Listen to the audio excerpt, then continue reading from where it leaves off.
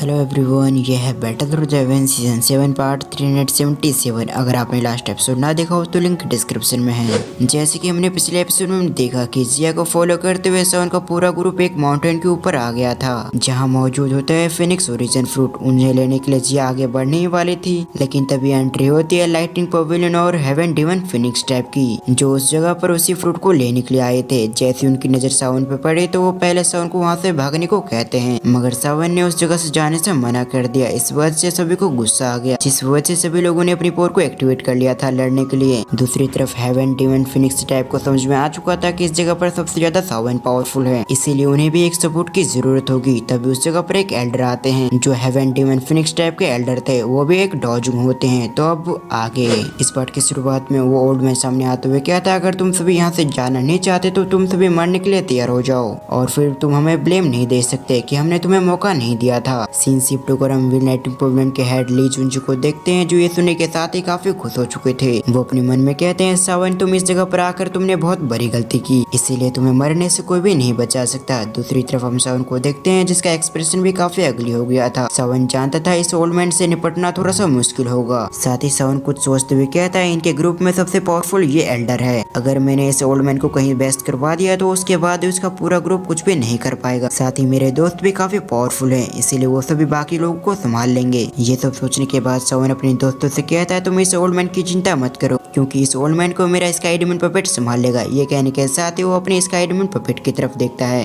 और अगली पल कुछ पपेट्स मिलकर एक फॉर्मेशन के शेप में आ जाती है, जिसके बाद उन सभी की पावर एक पपेट के अंदर जाने लगती है। और इस फॉर्मेशन के अंदर सावन ने सभी पपेट्स को नहीं रखा था, जिसके बाद हम उन पपेट को देखते हैं जो एक फॉर्मेशन के एंगल में थे। साथ ही बीच वाले पपेट के अंदर उनकी पावर जा रही थी, जिस वजह से देखते देखते उन पपेट की पावर काफी इंक्रीज हो गई थी। सावन की इस मेथड को देखने के बाद वो ओल्ड मैन सभी से कहता है, इन लोगों पे हमला कर दो। दूसरी तरफ वेयर किंग वुल्फ ट्राइब के लीडर के सामने आते हुए कहता है, तुम्हें आगे बढ़ने से पहले मेरा सामना करना होगा। ये कहने के साथ ही उस पर अटैक कर देता है। इधर वुल्फ ट्राइब का लीडर वेयर किंग की बातों को सुनने के बाद कहता है, अगर ऐसी बात है तो फिर मैं तुमसे लड़ने के लिए तैयार हूँ। ये कहते हुए उसने भी वेयर किंग पे अटैक कर दिया, जिस वजह से उन दोनों के अटैक आपस में टकरा जाते हैं, जिस वजह से उस जगह से काफी एनर्जी निकलती है, जिसके बाद वो दोनों एक दूसरे पे अटैक करने लगते हैं। तभी वेयर किंग उस पर फिर से अटैक करता है, लेकिन वुल्फ ट्राइब का लीडर उस अटैक को डॉज कर लेता है, मगर उसके संभलने से पहले बेयर किंग ने फिर से उस पर अटैक कर दिया, और ये अटैक उसे हिट हो जाती है, और इसी तरह से उन्होंने अपनी अटैक करने की स्पीड को और भी इंक्रीज कर दिया। तभी वुल्फ ट्राइब का लीडर लड़ते हुए कहता, मैंने एंशिएंट ड्रैगन बियर के बारे में काफी सुना है कि वो काफी पावरफुल होते हैं, इसीलिए मैं आज तुमसे लड़कर देखना चाहता हूँ जो बातें मैंने सुनी थी वो बस अफवाह है या फिर सही भी है।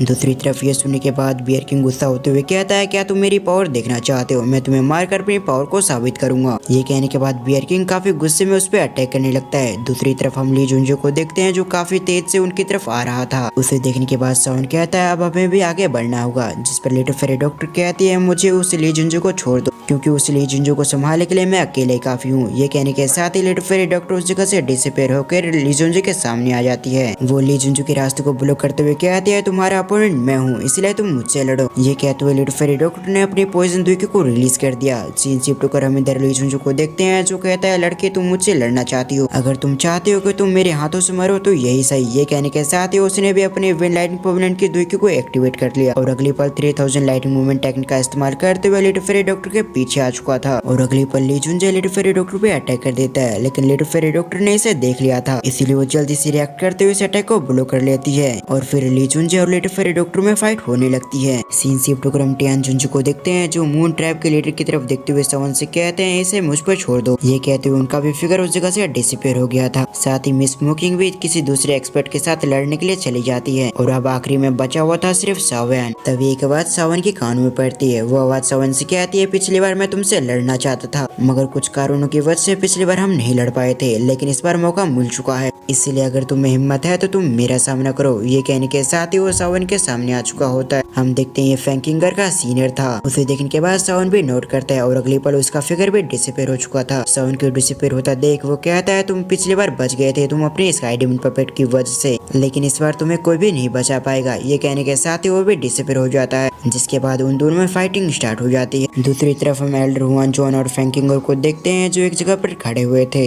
तभी एल्डर हुआन जॉन फैंकिंगर से कहता है, तुम्हारे पास पहला और आखिरी मौका होगा, इसीलिए तुम कुछ भी करके इस मौके को बिल्कुल भी मिस मत करना।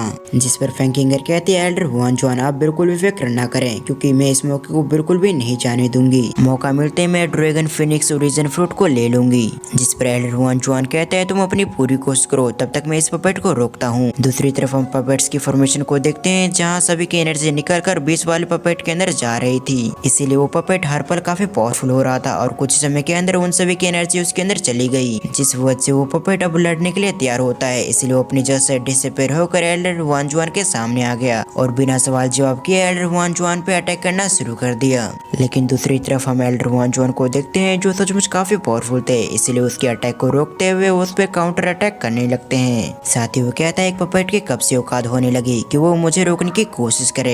और तो और मैं जानता हूँ तुम उस फॉर्मेशन की वजह से तुम पहले से काफी पावरफुल हो चुके हो, लेकिन मेरे पास डाओजुंग 5 स्टार की पावर है जो पावर मुझे नहीं हारने देगी। ये कहते हुए लगातार उस पे अटैक करने लगा और इन दोनों की पावर की वजह से स्पेस में दरारें आने लगती है और इससे हमें इन दोनों की पावर को अंदाजा लगा सकते हैं कि आखिर ये दोनों कितने पावरफुल हो चुके हैं। और कुछ समय बाद उनकी टेरिफाइंग पावर की वजह से वो दोनों पीछे आ जाते हैं, जहाँ एल्डर वान जुआन काफी हैरान दिखाई दे रहे थे। वो कहते हैं आखिर एक पपेट इतना पावरफुल कैसे हो सकता है। ये कहते हुए उन्होंने अपनी ब्लड को साफ किया, जिसके बाद वो फिर से वो पपेट की तरफ देखने लगे जहाँ उस पपेट को भी चोटी आई थी। लेकिन जैसे कि सभी को पता है कि पपेट पे जितने भी अटैक कर ले वो सभी बेकार होगा, क्योंकि उन्हें दर्द का एहसास नहीं होता। सीन शिफ्ट होकर हम फैंकिंगर के सीनियर को देखते हैं जो चलते हुए सावन के पास आ चुका होता है। साथ ही वो सावन से कहता है तुम्हारे पास पपेट्स है इसलिए तुम अब तक जिंदा हो, क्योंकि अगर तुम्हारे पास पपेट ना होते तो तुम काफी मार जा चुके होते और अभी तुम्हारे पपेट तुम्हारे पास नहीं है, इसलिए तुम मेरे सामने भी ज्यादा समय तक नहीं टिक पाओगे। साथ ही सभी लोग तुम्हें यंग जनरेशन के सबसे पावरफुल व्यक्ति समझते हैं, मगर तुम्हें हरा कर मैं सभी को साबित कर दूंगा कि तुम यंग जनरेशन के सबसे पावरफुल व्यक्ति नहीं हो। ये कहते हुए उसने अपनी एनर्जी को रिलीज कर दिया। दूसरी तरफ उसकी एनर्जी को सेंस करके साउन को समझ में आ चुका था कि ये व्यक्ति डाओजुंग के 2nd स्टार पे है और अगले पल वो सीनियर एक पावरफुल अटैक साउन पे कर देता है और इसी सीन के साथ हमारा ये एपिसोड यहीं पर एंड होता है। आपको ये वीडियो कैसे लगे आप मुझे कमेंट करके जरूर बताएं। साथ ही इस वीडियो का लाइक रेट है 600। आई होप आप इसे जल्दी कंप्लीट करेंगे एंड वीडियो को फुल वॉच करने के लिए आपका बहुत बहुत धन्यवाद।